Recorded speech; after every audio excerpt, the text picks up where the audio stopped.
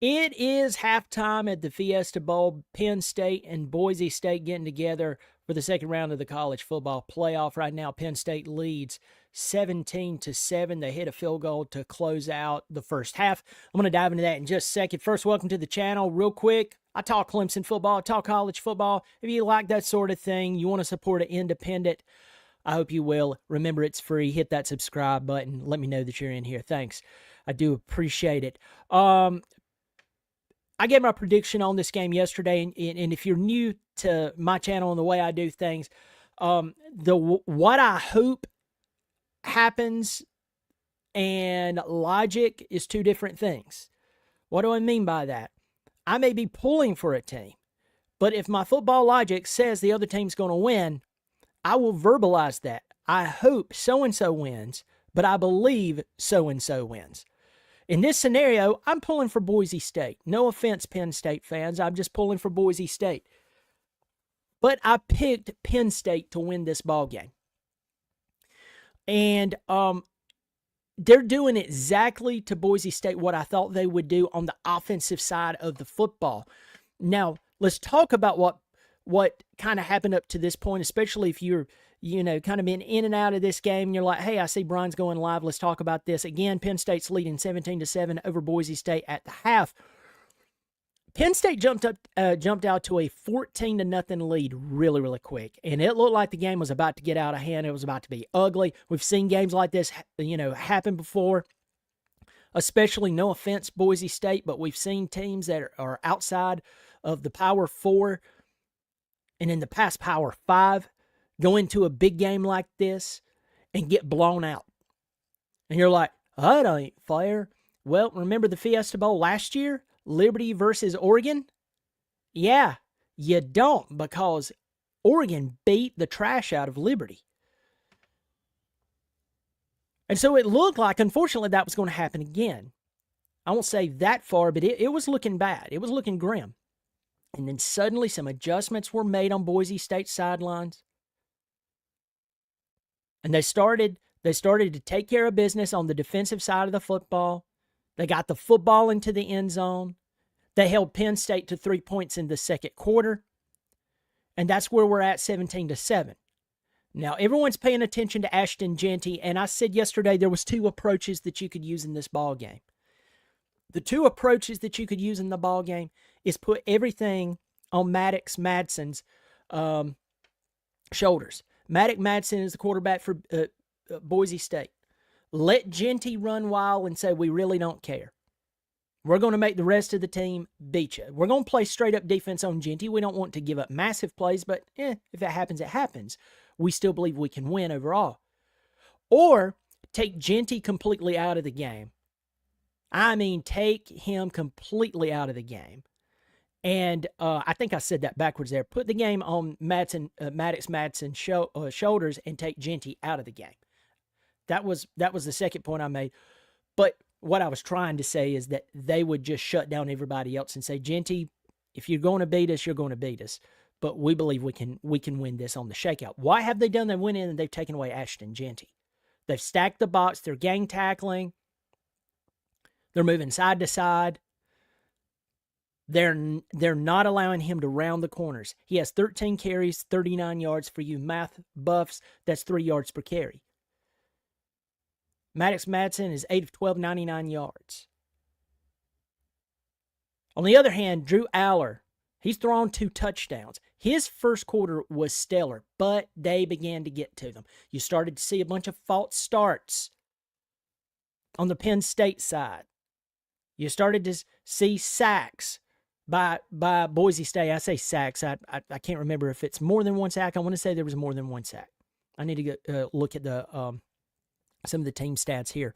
But they've done a pretty good job. Now, at this point, Katron Allen has 10 carries for 76 yards. And that's kind of where we're at this point when you're looking at some of the stats. Now, overall, Penn State, just real quick on some stats here. Penn State, 13 first downs. Boise State, 7. Penn State has 221 total yards. 144 is in the air, 77 rushing. You have Boise State, 147 yards total, 99 in the air, 48 on the ground. Penalties have been interesting in this ball game. The officials are throwing flags, but it's interesting what they're not throwing. I'll get to that in a second. Penn State's been penalized 4 times for 35 yards. Boise State 5 times for 40. Both teams have a turnover. They lost a fumble. That fumble where Ashton Jeanty got hit, he's going out of bounds. Ball gets blown out. Looks like it's going to go out of bounds.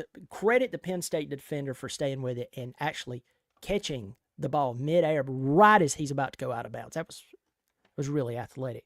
Both teams had the ball for almost 15 minutes each. Boise State's had it for 15:29. Penn State's had it for 14:31.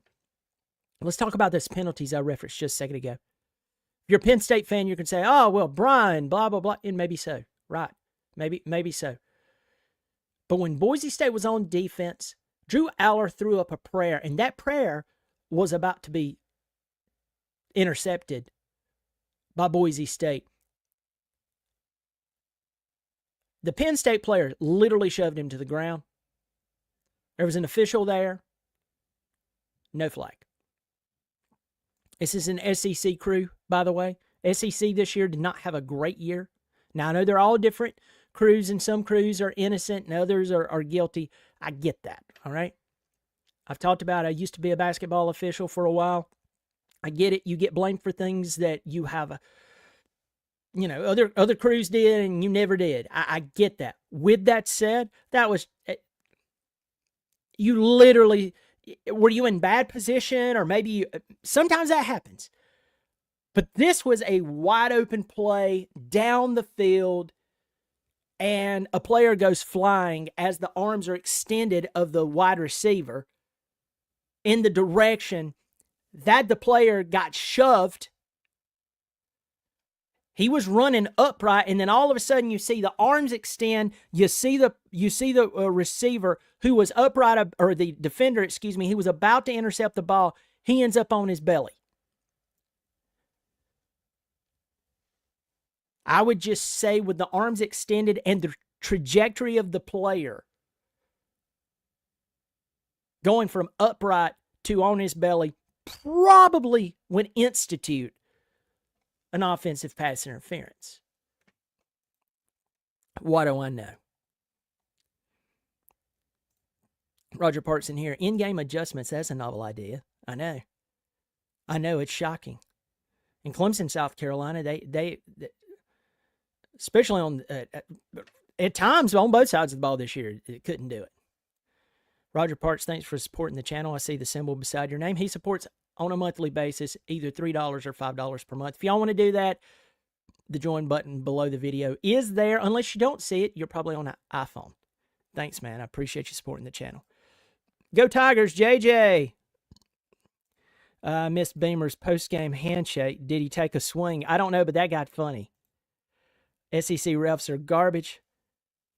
They're cheaters. Truett Graves. A lot of people agree with you, my friend. They really need to clamp down on the officiating. Terrible year across the conferences. No, unfortunately, it was like nothing ever happened at Roger Parks. Huh? Dang it. I'm more handsome for that. Go Chickens. How about that Cheez-It ball? All right, let's talk about what we need to see in the second half right now from Penn State. Boise State, their defense, they're at a crossroads. And I've seen this before for the team that with the team I pull for. So Boise State's at this place where their defense they've clamped down on Penn State. After giving up 14 points in that first quarter, they only gave up 3 in the second quarter. That's a big deal. It was getting ugly. Here's the key. Will Boise State's offense put the ball in the end zone multiple times in the second half? You're like, multiple times, what do you mean? More than once. Because if Boise State's defense is going out here, and Penn State's playing a physical game, they're extremely physical, especially on the defensive side of the football. But they're physical across the board. If Penn State goes out here and they're physical, and Boise State's defense is holding them at bay, but Boise State's offense is walking out there, and they're not accepting that Ashton Jeanty has pretty much been taken away in this game by Penn State. We knew that's the game plan. And they've done it. 13 carries, 39 yards. That's taken him out. Boise State has to make the adjustment. They have to go out and score touchdowns, because you mark my word here at halftime, if they don't start putting up touchdowns, or they hit a field goal here, maybe a field goal there, a 3-and-out there, Penn State will win this game by 2 touchdowns plus. How do I know that? Is it because I'm a psychic?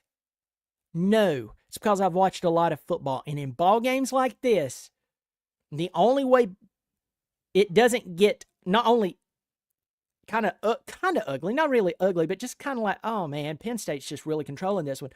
Or win the ball game, Boise State has to score. That's it. And for some of you watching, you're like, well, Brian, that's logical. Exactly. Football's a very logical sport. You cannot expect your defense to go out there, do their job, and then the offense trot out there and not do theirs. Jeanty's been taken out of the equation for right now. Focus on passing the football, and then look for ways as they're starting to get, Penn State's defense starts to say, hey, man, they're passing the ball. All of a sudden, there's a draw to Jeanty. There's a shuffle pass to Jeanty. There's a delayed handoff to Jeanty. There's a throwing him in like he's going to chip a block, and all of a sudden he slides out of the backfield. You dump it off to him. You get that speed, that physicality out in space. That's how you do it. So it'll be very interesting to see what they do. Folks, I appreciate everyone being here. I hope you'll hit the subscribe button if you like what I'm doing. Remember, it's free. I'm an independent. I talk college football, not only Clemson football, but I talk college football. I am within, I think, about 20 subscribers, 30 subscribers. I think that's it, of 7,000 subscribers. So I appreciate it. Hope you'll hit the subscribe button. Pass my show along to anyone who likes to talk college football. Y'all take care of yourself. I'll try to see you after the ball game. Not going to make any promises. Try to see you after the ball game. Y'all take care of yourself, and as always, go Tigers.